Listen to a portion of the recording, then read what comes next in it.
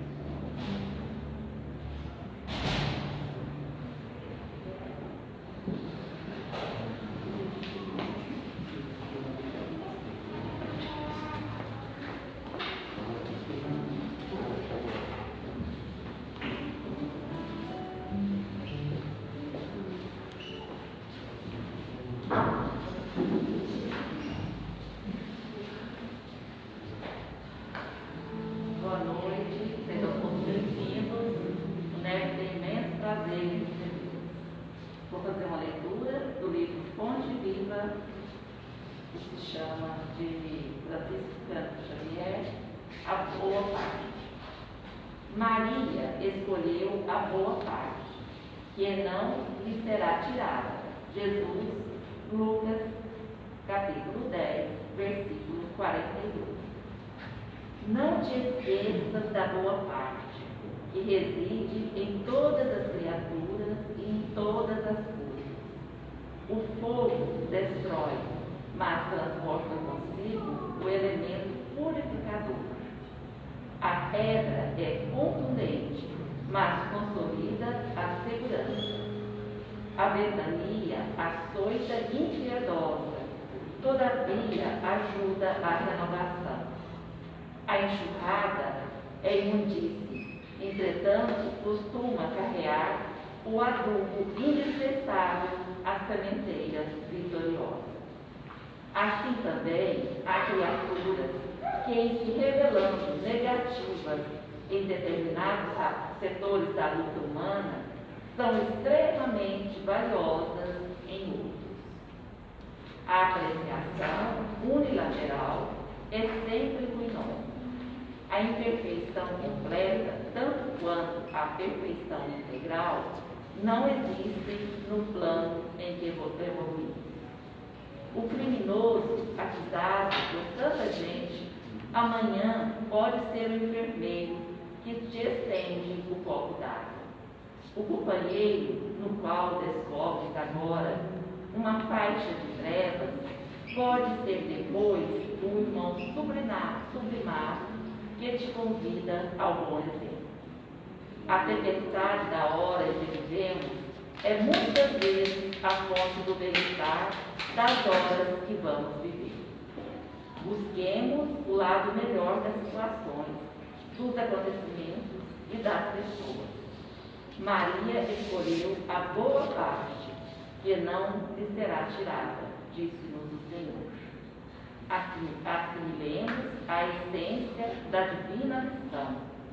Quem procura a boa parte e nela se detém, recolhe no campo da vida o tesouro espiritual que jamais lhe será roubado.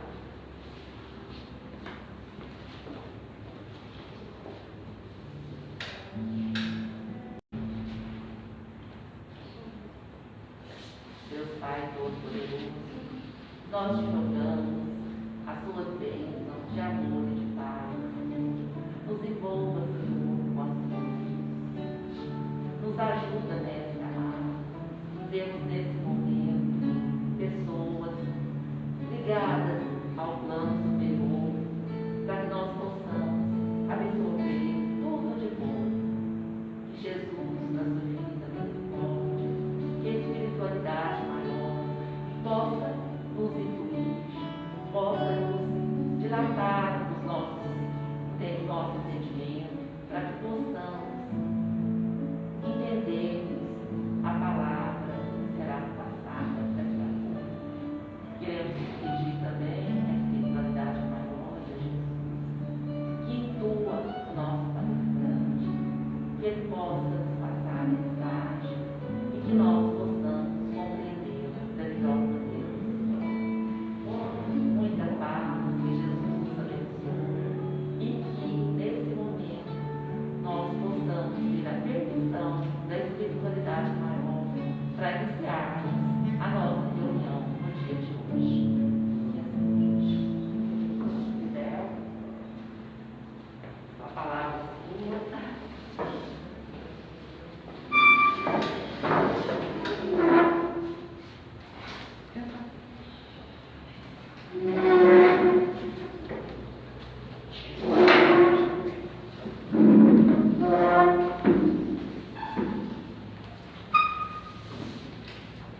Boa noite, meus irmãos e minhas irmãs. Estamos mais uma vez aqui em nome de Jesus, agradecendo pela oportunidade. Pessoal do fundo, consegue me ouvir? Beleza. Pessoal, hoje nós vamos falar sobre uma coisa que é muito pertinente para nós, né? Espíritos encarnados nessa terra, e que nos compete ao nosso íntimo um processo de transformação. Nós vamos falar um pouquinho sobre processo obsessivo, ou a obsessão, ou as nossas obsessões.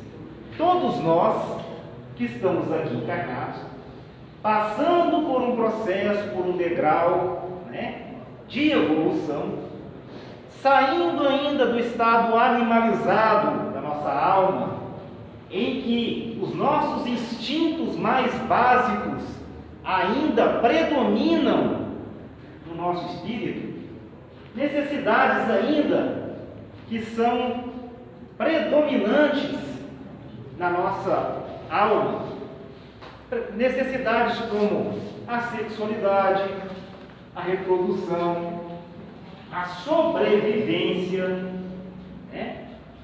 a procura por alimento e tantas outras necessidades que são do corpo, mas que o espírito, nas suas diversas viagens ao plano da carne, traz consigo todas essas características. E dentro de nós desenvolvemos algumas necessidades que hoje não são tão básicas assim, e criamos dentro de nós uma série de virtudes e defeitos: o orgulho, a vaidade, a sensualidade e tantas outras características que são iminentes, que faz parte do nosso eu, faz parte da nossa construção enquanto espírito. E assim nós vamos, degrau a degrau, nos depurando, abandonando velhos hábitos e construindo hábitos mais novos, aos exemplos de todas as histórias e menções do nosso governador Jesus, que foram retratadas nos 4 evangelhos e que hoje nós, a partir de uma iniciativa do Espírito, tenta seguir.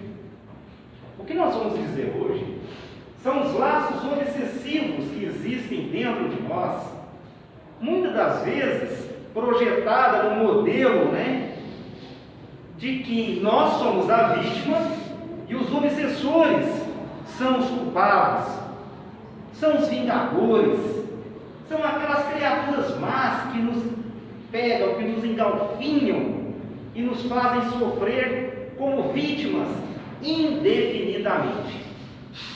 Hoje nós vamos ter uma noção de quem são essas criaturas, de quem são os obsessores, por que ele não me larga, por que ele está comigo, por que ele me faz sofrer. Então assim nós vamos entender esse processo. No livro dos médiuns e também no livro dos espíritos, Kardec nos dá uma aula, um verdadeiro tratado sobre o que é obsessão. E poucos teóricos, poucos filósofos espiritualistas que sejam, trataram desse tema com a seriedade e com o volume, com a qualidade em que Kardec vem nos trazer. E que as obras complementares de André Luiz, através da psicografia de Francisco Cândido Xavier, vem nos exemplificar os mais diversos modelos de processos obsessivos. E a gente vai ver, que é o objetivo da nossa palestra hoje, que os nossos obsessores não são tão inimigos assim. Muito pelo contrário, o grau de obsessão que nós temos é originário a partir de nossa relação familiar com o obsessor. Porque, para começar, é alguém que está dentro da sua casa, 24 horas por dia, ao seu lado. Muitas das vezes sorrindo com você, muitas das vezes chorando. E que muitas das vezes esse obsessor nem sequer te odeia. Muito pelo contrário, às vezes ele quer o teu bem. Mas por ignorância torna-se obsessor. Ou você obsessor dele. Vamos entender o processo seguinte. Livro dos Médios. O que é obsessão? Obsessão é o processo, né, de subjugação ou de extração das energias, ou um processo de influenciação de um espírito para outro. Como se dá esse processo? Aquele espírito, aquela personalidade, aquela individualidade, estou falando dessa forma para vocês entenderem, que o processo obsessivo ele não se dá somente de desencarnado para encarnado.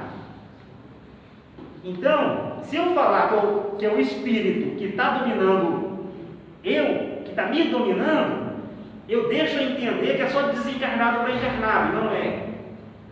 Vamos dar aqui alguns exemplos. Como se dá a obsessão? Via de regra, tá? Nós temos as mais diversos modelos, as mais diversas conjunturas nesse sentido. É um espírito que está desencarnado e ele, por algum motivo, seja ele vício, seja ele uma ligação familiar, seja ele a sede de vingança e tantos outros desvios morais, né? Ou seja, por necessidade é um espírito inferior, é um espírito sofredor, se dá como encarnado. Nós que estamos aqui, que nada vemos no plano espiritual, então ele se furta dessa possibilidade para que ele tenha a oportunidade de fazer algo que vai prejudicar aquela pessoa. Nós temos a obsessão simples, que é aquela obsessão em que o espírito temporariamente ele se aproxima do encarnado por uma necessidade, via de regra, um vício. Um exemplo, a pessoa que fuma, a pessoa está fumando, o espírito, enquanto encarnado, tinha o hábito do fumo, e ele quer sentir os odores do fumo, ele quer se aproveitar dos fluidos que o espírito, ao fumar, ele consiga extrair aqueles odores, aquele fluido. Então ele se aproxima da pessoa que fuma, a fim de que ele alimente o seu vício enquanto encarnado. Uma pessoa que bebe, da mesma forma. Uma pessoa que tenha pensamentos negativos, necessariamente, ela vai se aliar, até por vibração e sintonia, a espíritos que tenham pensamentos negativos. Tal é a lei de afinidade. Então, a obsessão simples, ela se dá pelo processo de ligação, de sintonia entre o encarnado, que tem o seu vício moral ou o seu vício material, e o espírito desencarnado pela mesma lei de afinidade. Isso se dá temporariamente. Uma pessoa que fuma terá um obsessor simples, através do lado do fumo, enquanto ela estiver fumando. Enquanto ela não estiver, aquele espírito procura outra pessoa, procura outro fumante.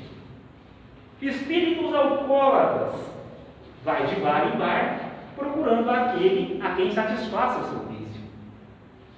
Espíritos sexólatras, vai de motel em motel, procurando aquele a quem tem afinidade do seu vício. Então, as afinidades dos vícios é que nos tornam um processo de obsessão simples, uma troca.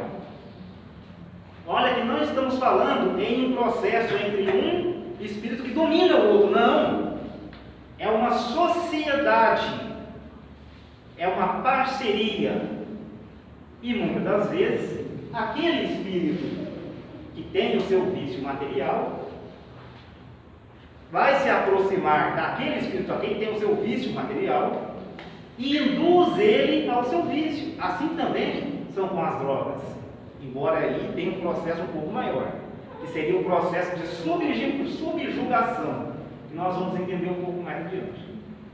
Então esse é o processo simples, a obsessão simples. É a obsessão que todos nós temos, seja por nossos vícios morais ou pelos nossos vícios materiais. É aquele espírito que eventualmente ou temporariamente permanece junto à pessoa, a fim de que ela consiga extrair dela os fluidos necessários conforme o vício que se soma das duas partes. É uma parceria, uma sociedade. O segundo ponto chama-se fascinação. Né? Uma palavra até bonita. A pessoa está fascinada. Ou seja, é uma pessoa que vê algo que a agrada. Essa que é a verdade.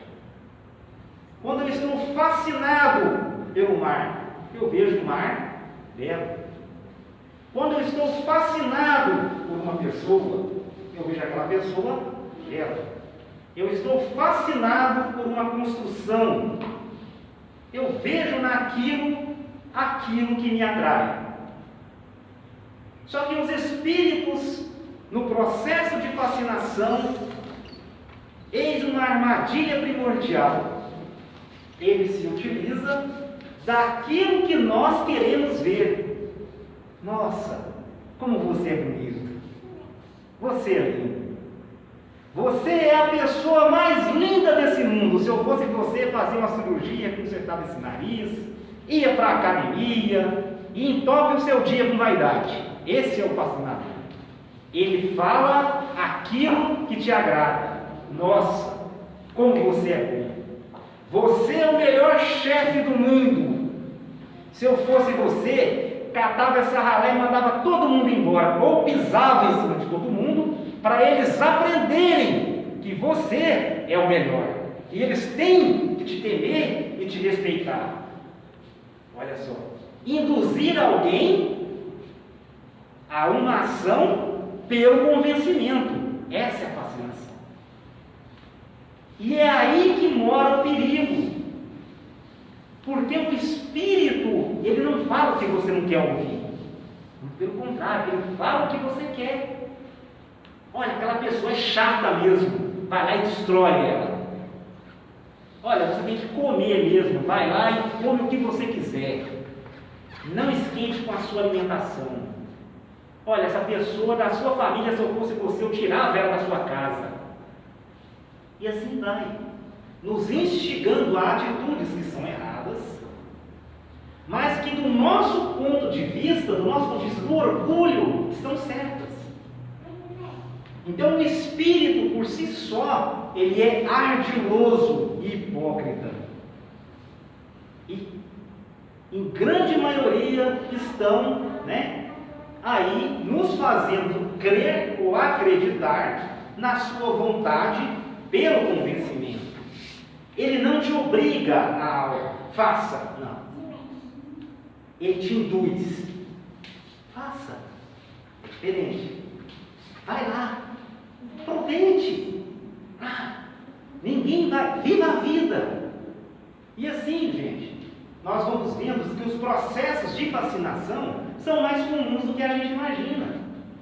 Na nossa família, no nosso ambiente de trabalho, fala mal do fulano.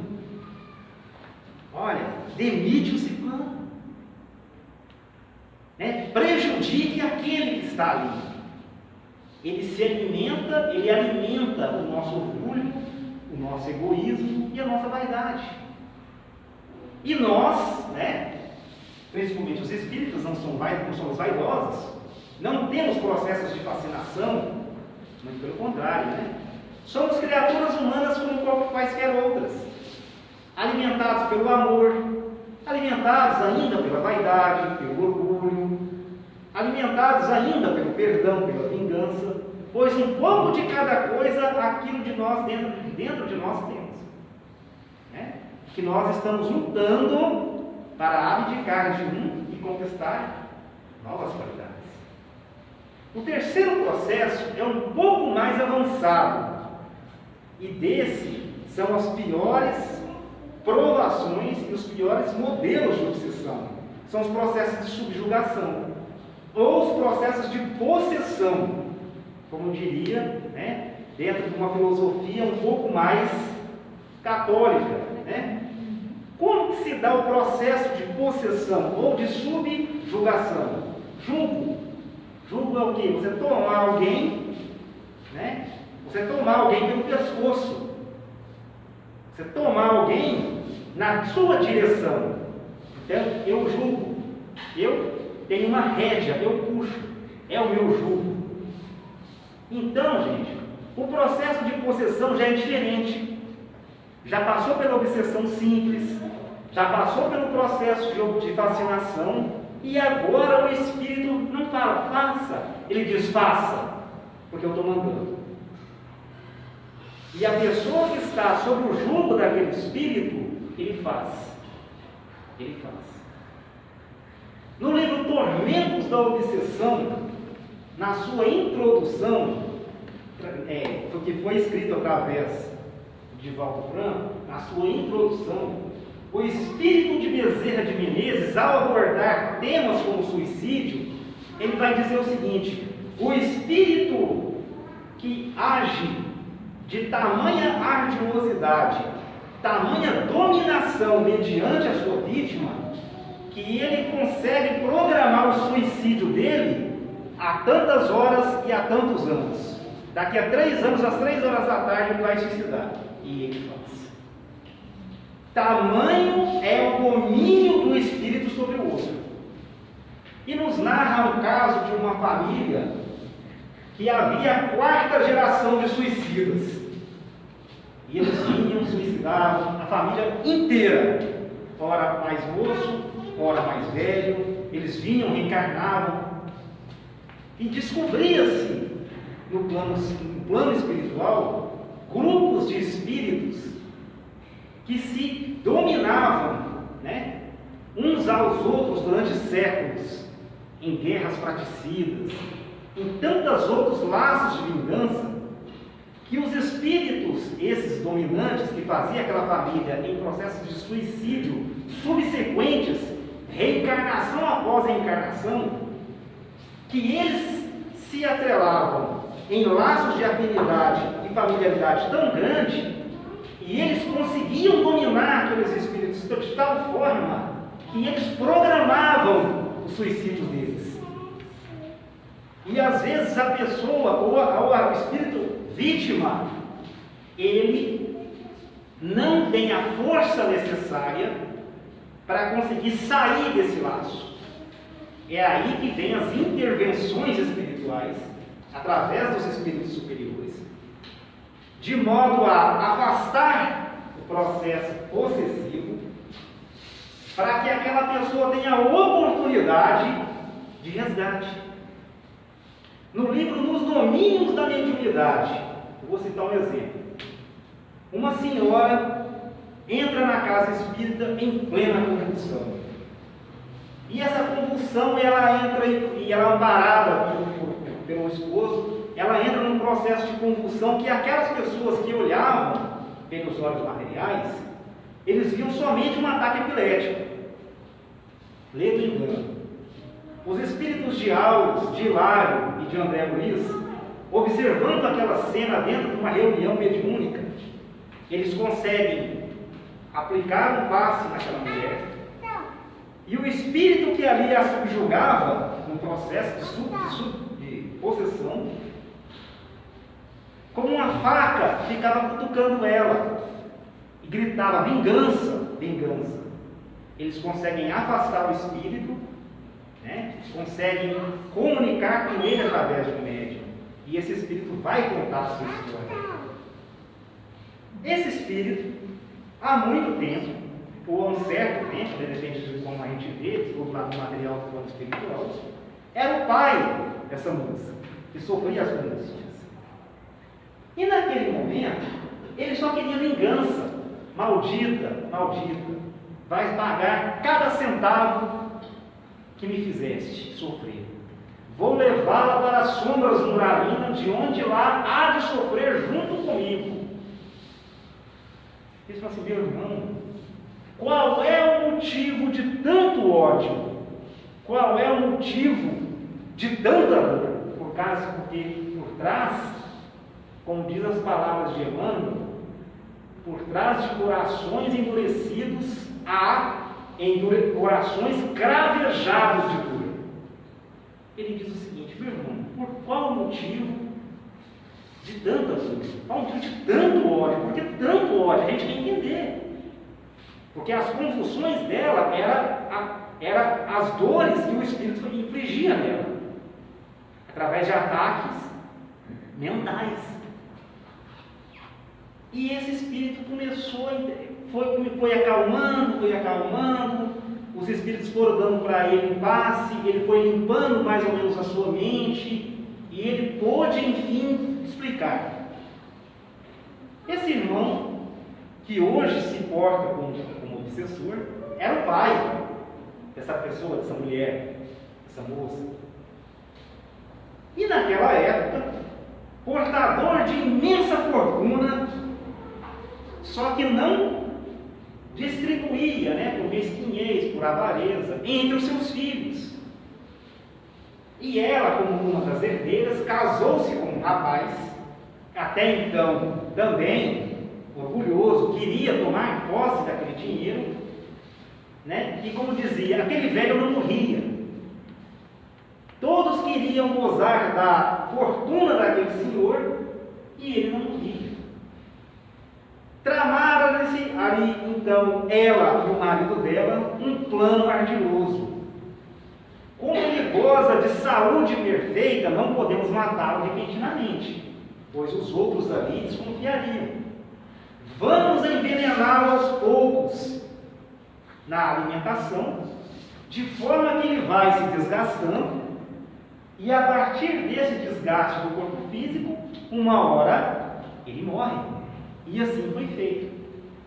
E ele, como pai, confiava nela. Olha só, havia ali uma relação de amor e confiança.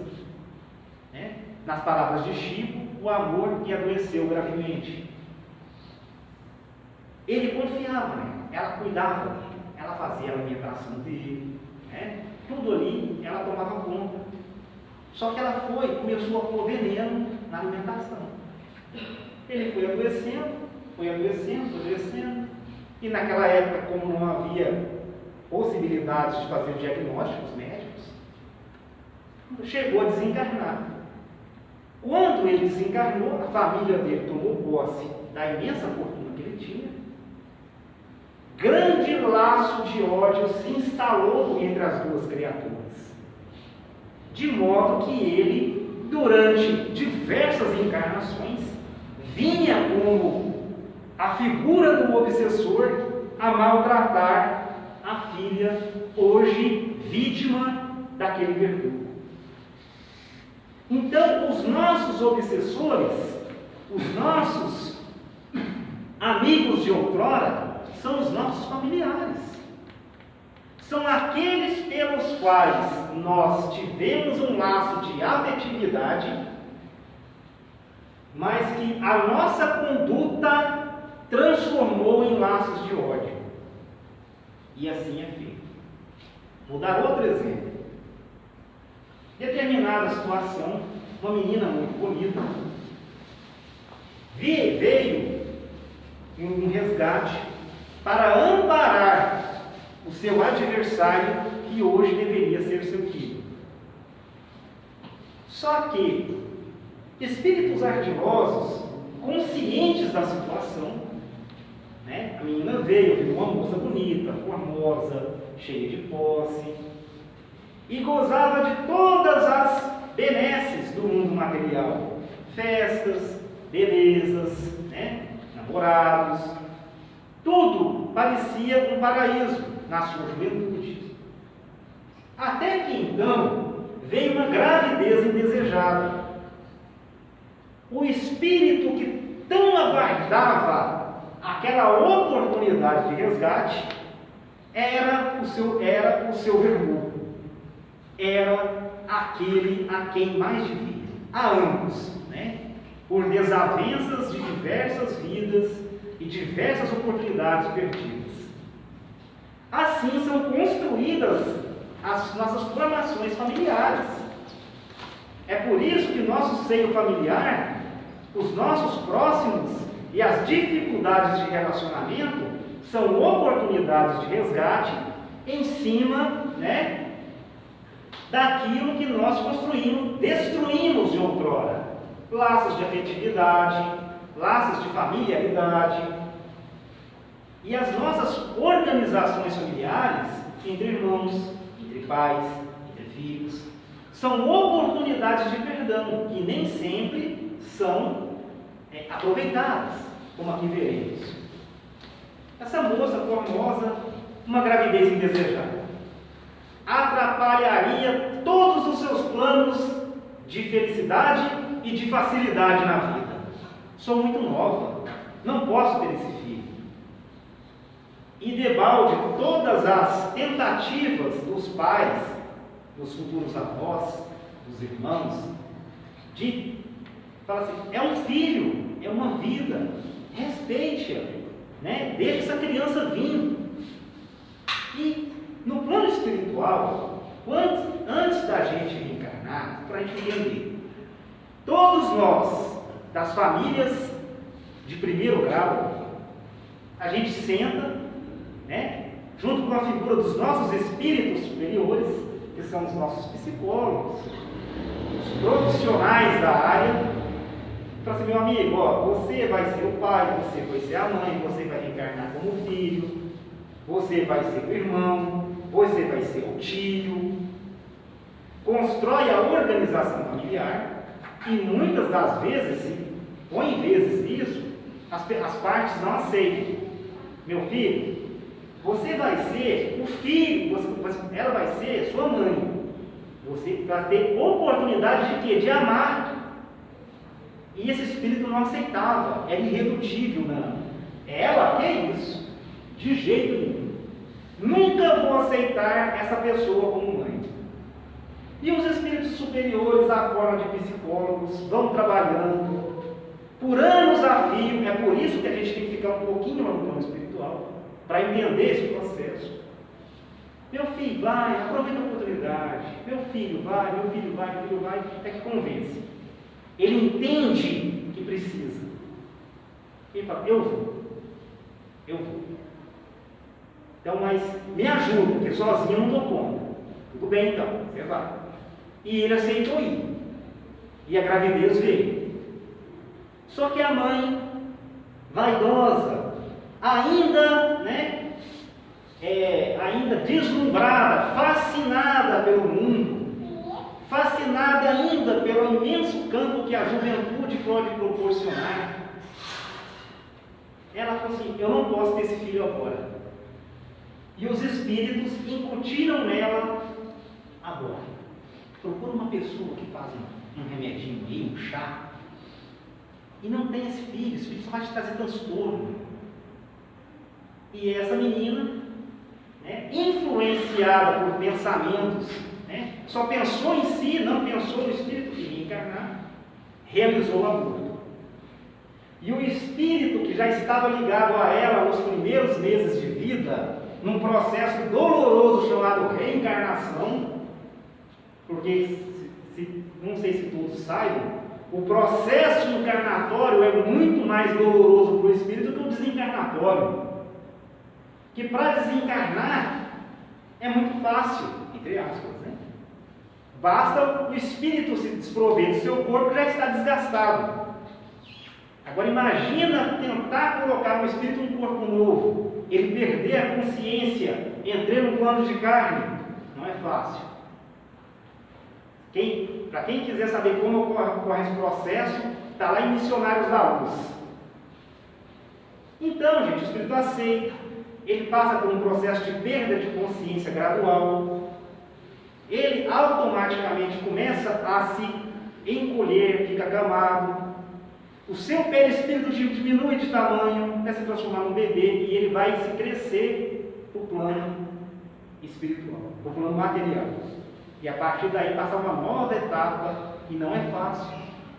E esse espírito entregou aquela mãe, a qual era a pessoa que confiava, e desse momento ela interrompe a gravidez. Isso para o espírito, porque envolve toda uma questão de fluidos. Os fluidos que estão ali, eles estão latentes, eles estão vivos, ao contrário dos fluidos quando a gente morre com a morte natural, já estão desgastados. para o espírito é extremamente doloroso. E imagina a decepção desse espírito ao ver que aquela mãe, que durante 30 anos ela falou que seria sua mãe, no plano terreno renega. Transformou-se nos mais tenazes possessores dessa pessoa, de modo que a sua vida, de modo que a vida dessa moça acabou, do ponto de vista material, acabou. O Espírito incutiu nela vício da bebida, o Espírito incutiu nela um monte de coisa, de modo que sujeitou ela a uma doença mental, no qual ela ficou prostrada em hospício durante décadas. E ao desencarnar, a tenacidade do Espírito é tão grande que ele ainda leva ela para as zonas umbralinas, onde faz ela sofrer por mais de 100 anos. Nossa, mas é muito, é pesado, mas é assim que funciona. No plano espiritual, as leis de afinidade, elas funcionam conforme a nossa faixa vibratória. E conforme, porque Deus permite que nós soframos, para que nós podemos aprender com os nossos erros. O plantio é livre, a colheita obrigatória. Então, os nossos obsessores são aquelas pessoas pelas quais são os nossos familiares, foram os nossos irmãos, foram os nossos vizinhos, os nossos companheiros de trabalho, os nossos subalternos, os nossos superiores, né? Foram os nossos colegas, os nossos amigos de outrora, a quem um dia foi concedida a confiança, porque confiança é um laço de fraternidade. Então, e esse laço de fraternidade foi quebrado por vaidade, por orgulho, por avareza e tantos outros vícios que nós temos. E daí surgem os processos de fascinação, os processos de subjugação que nós estamos entendendo. Nosso lar, quando André Luiz encontra a sua mãe, com muita felicidade, ele queria encontrar os outros familiares, sabe? Ele queria saber como que eles estavam. E ele, muito feliz por encontrar a sua mãe bem, uma criatura radiosa, já estava em outros planos, inclusive, né? De uma luminosidade muito grande, um espírito de luz. E ele tinha muita curiosidade por saber do seu pai, as figuras que ele tinha como as mais caras enquanto teve na terra, o seu pai e a sua mãe. A mãe ele tinha acabado de encontrar, e muito feliz e muito radiante. Foi um dos dias mais felizes que ele cita durante a sua estadia em nosso lar. E ele fala assim: mãe, mas cadê o pai? Você vê o filho? E ela fica séria: seu pai está nas zonas umbralinas, onde purga um pesado processo das escolhas que ele fez quando encarnado. Ué, mas o que ele fez? Durante toda a sua vida, o pai de André Luiz, uma criatura muito reta, um homem muito cordato, muito educado, do ponto de vista material, nada deixava faltar em sua casa. Era um homem ideal para os seus padrões da época. Só que o pai de André Luiz se envolveu com duas amantes. E essas mulheres, extremamente arredias, ciumentas, vaidosas, espíritos maus, as duas dividiam o mesmo homem, além, né, da santa mãe de André Luiz, que tudo sabia, só que aceitou. E durante aquele processo, esses espíritos se engalfinhavam em ondas mentais, em vibrações de amor, de sensualidade, de ciúme, de posse e tantos outros sentimentos, né, que a nós não nos é dado saber. De modo que quando o pai de André Luiz desencarnou, essas duas, que já estavam em laços, né, de outrora, que nós também não sabemos, muito fortes, pegou ele, o espírito dele, e arrastou para as zonas umbralinas. E viviam em cidades de devassidão, presos, envolvidos uns aos outros, em zonas de pensamento que ainda também não sabemos aquilatar. E por ali já estavam algumas décadas. E ele pensou assim, meu Deus, mas só porque teve duas amantes? Só porque teve duas amantes. Nós somos livres nas nossas escolhas, escravos das nossas consequências. Nós vibramos, a gente não fala que o universo responde, os espíritos respondem, porque o universo é feito de espíritos. Se eu sinto bem, eu vibro positivamente. Pensamento é onda, pensamento é vibração, né? Que comporta um comprimento de onda chamado sintonia. Se eu vibro triste, eu vou sintonizar com quem? Espíritos tristes. Se eu tenho raiva, eu sou explosivo, eu vou sintonizar com quem? Com o meu anjo da guarda? Não. Se eu sou uma pessoa má, ou se eu sou uma criatura sensual, no sentido de quê? De querer desgastar as minhas energias sexuais em outras coisas que não dentro do meu recinto doméstico. Eu vou atrair quem? Meu anjo da guarda? O espírito familiar que tenta me ajudar? Tudo é vibração. Tudo é sintonia. Os bons sintonizam com os bons. Os maus com os maus. Os mais ou menos como nós com os mais ou menos. Então cabe a nós avaliarmos, cabe a nós pesquisarmos em qual faixa vibratória a gente está. Em qual faixa vibratória a gente sintoniza. Vigie o seu pensamento, pois eles são as portas pelas obsessões quais nós hoje estamos envolvidos, das mais diversas configurações. E os obsessores pelos quais hoje te perseguem são seus familiares de outrora, a quem nós não damos crédito ou traímos miseravelmente em torno de vaidade, fortuna, avareza e egoísmo. Então, meus irmãos, encerrando a parte de André Luiz, a mãe dele está falando para ele, olha, através de uma intensa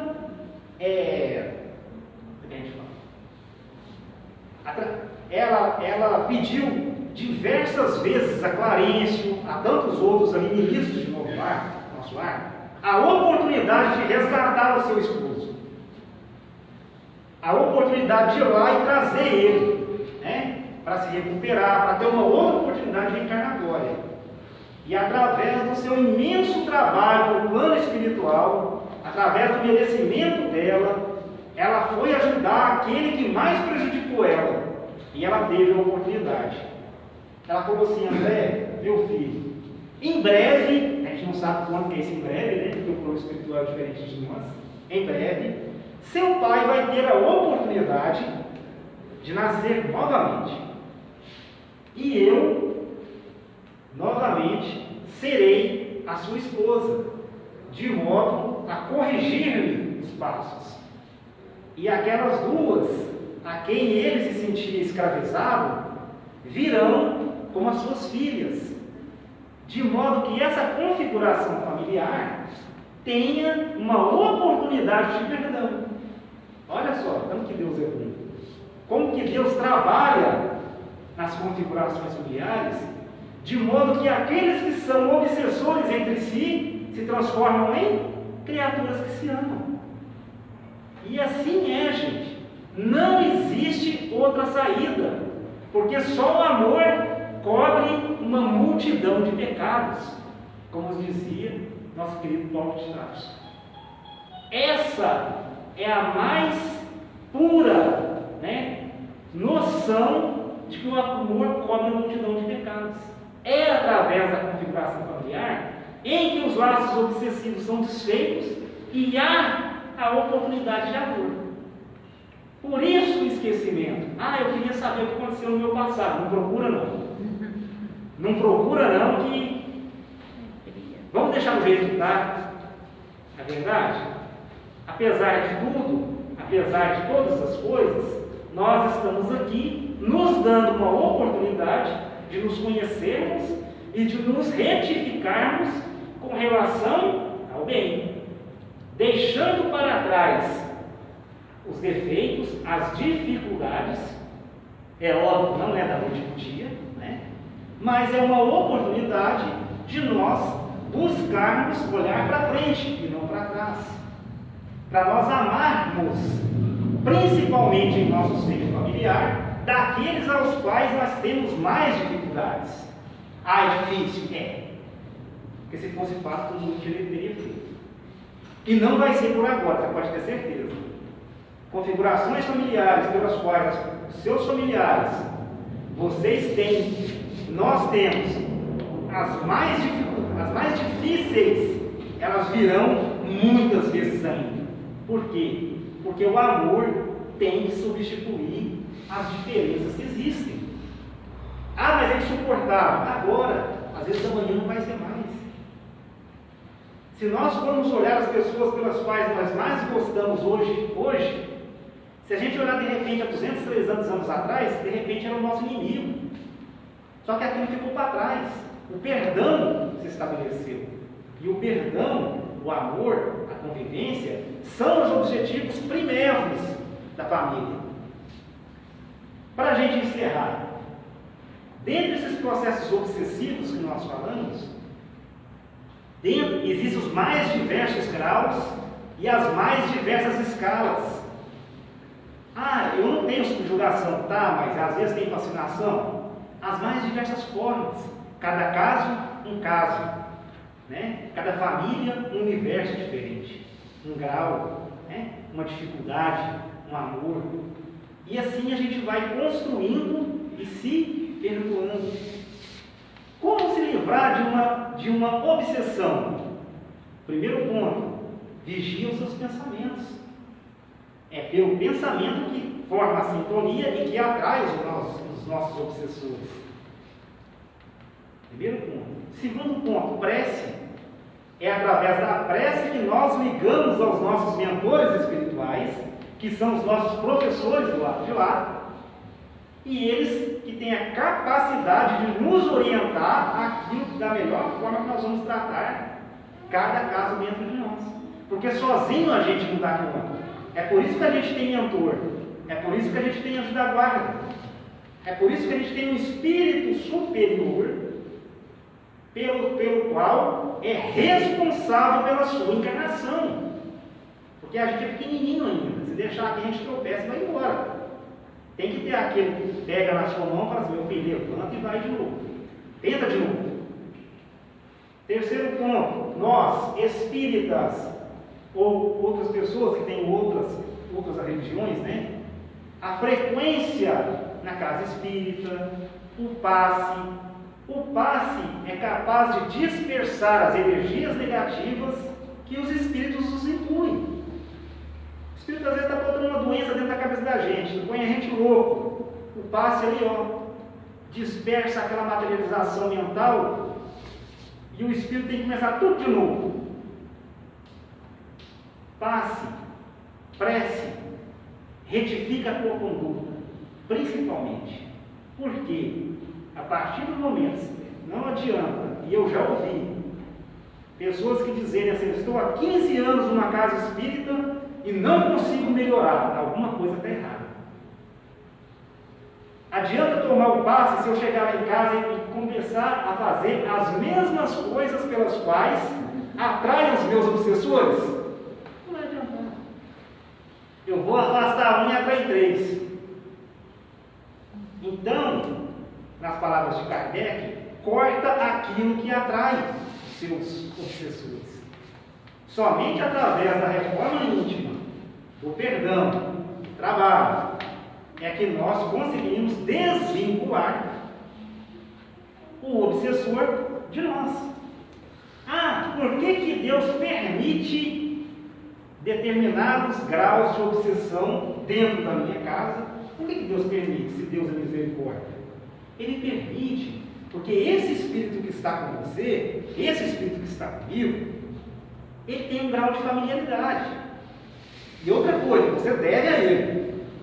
Você deve amor, perdão, cumplicidade, um monte de coisa que você deixa lá atrás. E ele vai ter a oportunidade, ele estando junto com você, se você começar a retificar a sua conduta, ele vai começar a melhorar também. Ele vai começar a entender que nem só de vingança vive-se o mundo. Ele vai começar a entender que nem só de raiva vive-se o mundo. Aí você vem na casa espírita, ele vem também. Aí você vê a palestra, ele fica lá de fora te observando, mas está ouvindo. Vai fazer o evangelho no lar, ele está na sua casa. Está ouvindo? Ele está aprendendo. E durante décadas, isso vai se transformando. De modo que, né, e muitas das vezes isso acontece, no processo de uma vida, nós não estamos falando de hoje, eu tomei um passo e o espírito foi embora. Não funciona assim, não. Somente nas obsessões simples. No decorrer da sua vida, ou de outras também, né? No livro de Mária de Davis, nós temos a figura de uma sinhá, em que ela tinha constantes dores de cabeça. A dor de cabeça dela se chamava uma amante, quer dizer, a mulher, né? Em que ela foi amante do seu marido em Roma há 900 anos atrás. Era a dor de cabeça dela. 900 anos de perseguição. Os espíritos conseguem resolver esse problema. 900 anos não se resolve. Principalmente nos processos mais complexos, em que envolve família, envolveu um amante. A gente não sabe as outras encarnações, né? Mas é assim que é narrado. Então, gente, são processos familiares. São construções. Eu odeio, para de odiar. Isso não vai te levar a nada. Não consigo conviver. Tenta pelo menos orar para aquela pessoa. Tenta pelo menos orar. Não consigo conviver. Não vou abraçar quem eu não gosto. Ótimo. Não sejamos hipócritas. Mas lembre-se das palavras de Jesus. Perdoa, ama aqueles que te amam e orem por aqueles que vos perseguem. Jesus ilumine a cada um de nós, dê a nós hoje uma boa noite, e que nós começamos a entender, a nossa conduta é igual ao nosso grau e o nosso processo da construção desse processo doentio, mas que um dia, pelo perdão, há de se transformar de novo numa relação familiar. Que Jesus nos abençoe esses tempos. Pela palestra tão esclarecedora, sobre um assunto tão importante, né, gente? Boa palestra. Agora nós vamos convidar o André para fazer o encerramento, o teste final.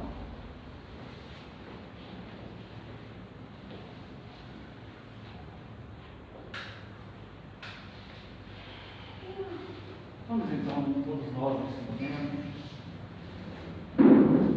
unirmos os nossos pensamentos, os nossos corações, em torno da figura excelsa de Jesus. Roguemos ao Divino Amigo que nos abençoe, que possamos, nessa oportunidade bendita que o seu amor nos concede, que possamos aproveitá-la ao máximo possível. Para toda obsessão, tem que existir em nós um fator predisponente, que são os débitos morais, que ficam gravados na nossa consciência, e está conosco onde estivermos. Por isso não temos forças suficientes, na maioria das vezes, para sairmos desse processo sozinhos. Precisamos de ajuda. Precisamos da cooperação dos nossos irmãos de caminhada em condições de nos auxiliar. Vamos nesse momento rogar ao nosso Mestre Jesus diante desse momento tão difícil e complicado em que estamos vivendo, que abençoe o nosso país, que abençoe a nação brasileira, que abençoe todas as vítimas dessa pandemia, todas as vítimas da violência que se instalou, que abençoe os familiares que choram a perdas de entes queridos. Porque assim, Senhor, nós também estaremos no melhor momento, porque os nossos corações voltados para o nosso próximo, no desejo de sermos úteis, de auxiliar, estamos também num campo favorável, propício, a recebermos as bênçãos de que estamos precisando. Vamos nesse momento pedir por nós mesmos, para as nossas enfermidades, pelos nossos desequilíbrios, pelas nossas dores, forças diante das nossas provas, e maior força ainda, Senhor, diante das expiações. Vamos lembrar que lá nos nossos lares estão aqueles que caminham conosco no cadinho da carne, o nosso próximo mais próximo. Vamos desejar a eles que a paz desse ambiente possa chegar até seus corações, abençoando cônjuges, filhos e parentes outros. Vamos agora também pensar nos nossos irmãozinhos despojados da veste física. Muitos deles aqui entre nós, não apenas trabalhadores, não apenas mentores espirituais aqui estão. Muitos são trazidos aqui para ouvir uma palestra como essa, para receberem tratamentos e amparo. Muitos de nós, provavelmente, cedemos energias para a equipe espiritual trabalhar em favor desses enfermos diferentes porque não os estamos vendo, mas são tão necessitados ou mais do que nós próprios e precisam do nosso amor, da nossa compreensão. Dar é muito melhor do que receber. É melhor sermos lesados do que sermos aqueles que estejamos lesando. É melhor sermos roubados do que sermos o ladrão. Por isso, meus irmãos, que haja compaixão para todos os nossos irmãos infratores. Senhor, abençoa essa casa e todos os seus trabalhadores, que nós possamos unir as nossas forças em prol de uma causa maior, a causa de Jesus. Que nesse instante os mentores espirituais possam fluidificar as águas, possam magnetizar de forma específica e particularizada aquelas águas que estão com seus nomes ali discriminados. Nós te agradecemos, Senhor, pela noite de hoje e estamos te dizendo muito obrigado, Senhor.